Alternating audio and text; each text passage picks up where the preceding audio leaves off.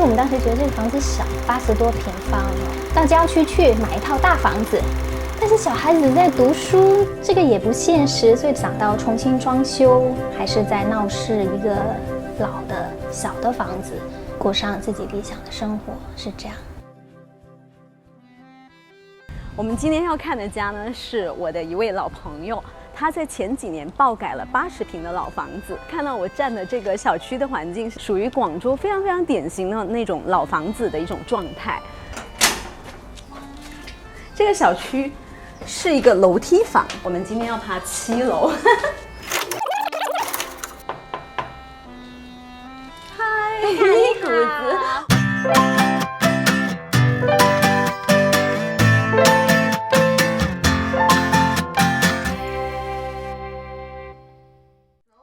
哇，你家真的好舒服，看起来好大呀！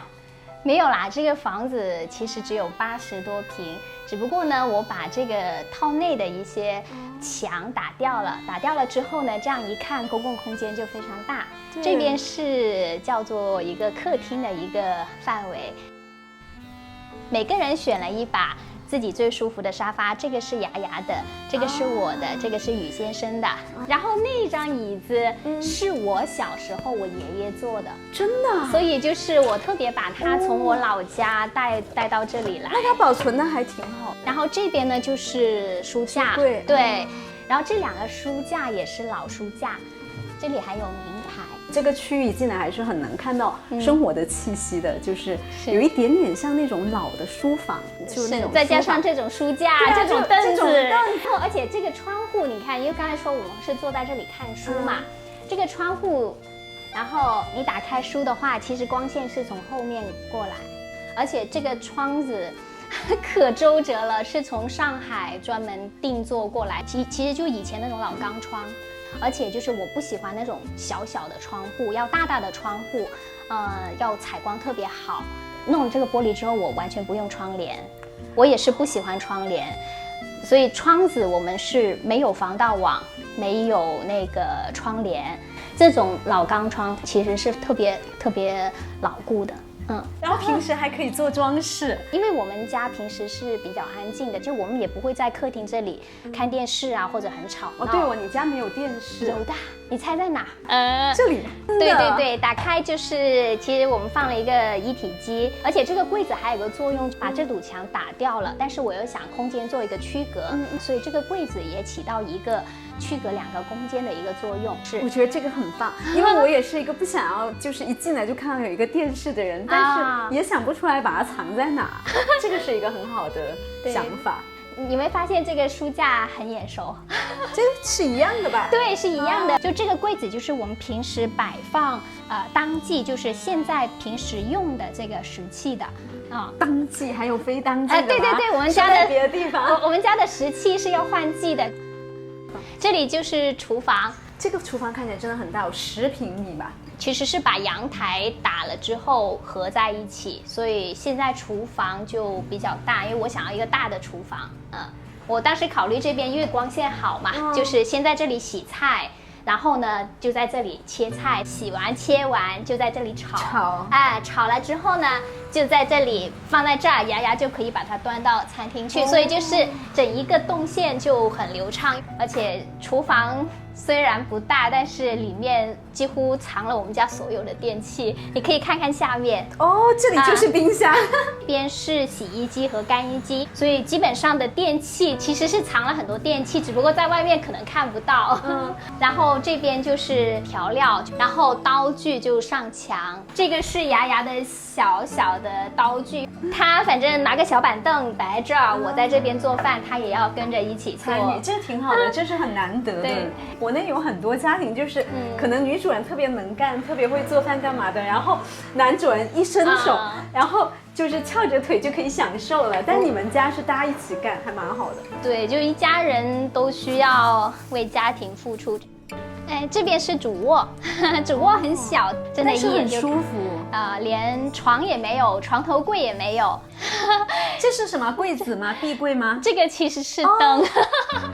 这个好有心思啊！因为我不想卧室特别亮，所以不想做顶灯。这样的话呢，就是像一个假窗一样，暖暖的。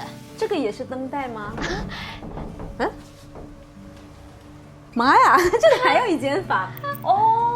这个是茶室，但其实也不光是茶室，我把这个门做了3个轨道，这样推到这边，这里就门很大，移到中间。这样的话呢，有时候我们开茶会，两边都可以进，它会跟那个餐厅会有一个连接，这样呢，就所有客人都从中间上来。因为本身空间小，不想再做那种上墙的柜子啊，因为你做了这些，这里要么就变成书房，要么就变成其他的一些空，它就被定义了。但是因为这里什么都没有，当你想要睡觉的时候，这里变成卧室；当你想喝茶的时候，摆个桌子，这里就喝茶。然后平时我还跟牙牙在这里做一些手工，然后下面还是储物房，这里是1格，这里一共有9格，9个这么大的储藏空间，所以就这个空间是很多种用途。我觉得这个还蛮值得小空间参考哎。我就注意到有个细节，就是很多朋友来，因为在家确实进到我们家就不会想起玩手机了，然后在这大家一起喝茶或者晚上喝酒喝到晚晚的，就一盏灯亮在这儿，然后大家喝得东倒西歪的时候，真的就在这里躺下了，就是人跟人之间那种戒备心就会放下来，在这里就会特别亲近。而且就是感觉哪都可以随便靠一下，对对对，不会像在别人家里有时候会觉得很拘束，对不对？那牙牙住哪啊？这里还有一个房间哦。牙牙，你的房间也好舒服啊！很多人以为这里是主卧，因为这里还有阳台。这个是一个雪见门，然后这下面因为这个空间也是抬高的，所以也可以储物。对，这里也是一个就2个大的储物空间。我们去阳台看一下，这个阳台就是我们不会在这里晾衣服，这里冬天特别舒服，我们就会坐在这里，像一个阳光房。对，你可以坐在这，就坐在这里晒太阳。所以很多人以为这里是主卧，因为有阳台嘛，外面也可以看到。你们把这个空间留给了牙牙。哎，我有一个好奇，是你在做的时候，你就是考虑的所有的收纳空间，对，很多小孩的家庭会有很多杂物的，对，你这些杂物要放在哪，它其实是会很影响。是，所以就小房子的收纳，特别是利用每1寸的空间，但是又不影响它的美观，这个还是非常。当时花了蛮多的心思。其实这个房子硬装的花费都不到10万，但是呢，所有的这些陈设和布置已经不能用金钱来去考虑了，都是石头，就是你捡的。对，然后这块石头是牙牙送给我的第1份礼物，所以为什么我们家叫萌石头，也是这个原因。因为那个时候牙牙5岁，我们也想说换一个更大的房子，有更好的一个生活。但是确实换房子没有这样的经济实力，所以当时是特别纠结。那年过年回家，牙牙在大河边玩耍，他捡到这块石头就送给我。妈妈，你看这块石头多漂亮！然后我突然间就意识到，原来石头也可以作为礼物，而且遍地都是。对啊，只是我们没有俯下身去把它捡起来，所以我就觉得其实可能美好的生活就在我们的日常。所以当时就要不我们把这个住了10年的老房子重新装修一下。哇哦！所以这个小孩子真的是大哲学家。接下来是谷子老师教学时间，因为我看到他在朋友圈发了好多这种和果子的图，真的太美了。然后我就说我要学一下，然后我来了就发现，对，我提前做好了，待会儿我们把它做成这个玉兔，所以我就在这个基础上做个造型。对。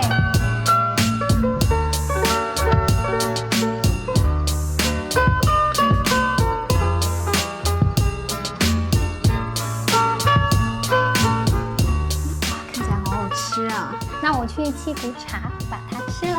好。就是我感觉你的这个家呢，是看起来非常的返璞归真，但是实际一想，还是花了不少钱的。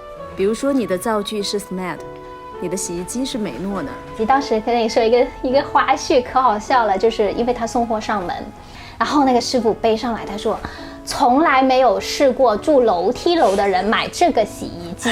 所以我说古老师是低调的是吗？但是不是因为要自己用，所以才要买更好的？对呀，我就是这么觉得，因为这是你每天要用的东西，为什么我不选一个很好的，它就会可以一直用啊？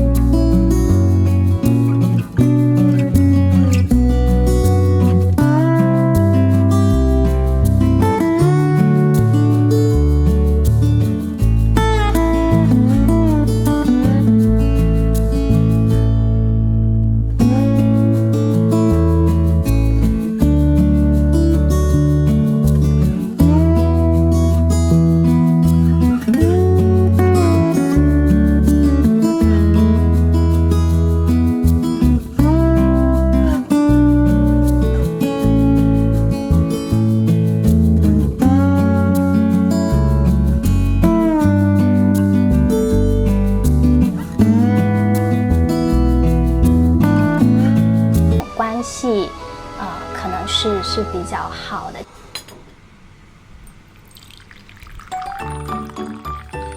不一定要很有钱，不一定要有很大的房子，但只要你对生活的一餐饭一泡茶，一个小点心，跟家人相处的一段小时光，都是很珍惜、很用心的。我觉得这就是一个理想的生活。